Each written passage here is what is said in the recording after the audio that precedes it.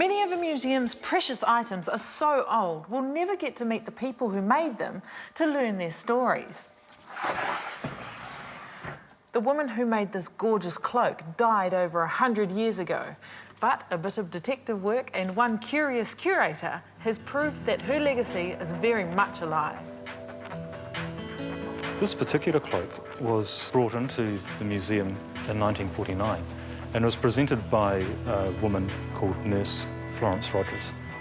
She brought in the cloak and these two small kete and a photograph of a Māori woman, and told the ethnologist at the time that the cloak had been made for her as a newborn infant, and that it was made by the Māori woman who was employed by her parents to look after her at a station in Ohanga on the Wairarapa coast. Her name's Eterina. These taonga were essentially wahanga or anonymous. They didn't have a voice or a story that we were able to articulate. So Matiu set about researching the history of the cloak. He found the descendants of Eterina, some living right here in Wellington. It was a valuable discovery for the whānau and for Matiu. The family's oral history confirmed what the museum knew about Florence Rogers, the cloak, and its maker, Eterina Aparehama. So that was the first time that we were able to make a real connection between the taonga that we have here and the descendants of the woman Eterina who made them. It was now very, very exciting for us to be able to reconnect the taonga with the family.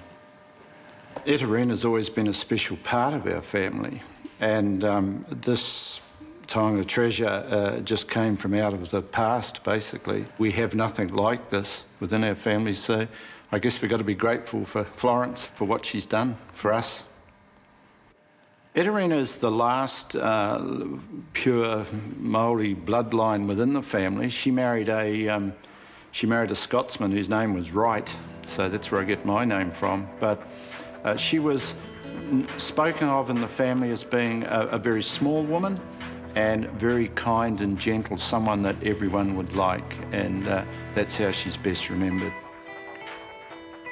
To reconnect things that we spend a lot of time caring for and engaging with in terms of our research and the curatorial work that we do, and then being able to facilitate reconnections with living descendants, with whānau, is just enormously rewarding.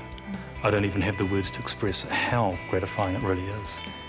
I'm quite moved. I'm very humbled, I suppose, being able to be so close to something so old, so much part of where I come from. And I guess the exciting thing about it being in a place like Te Papa is that everybody else gets to share it too.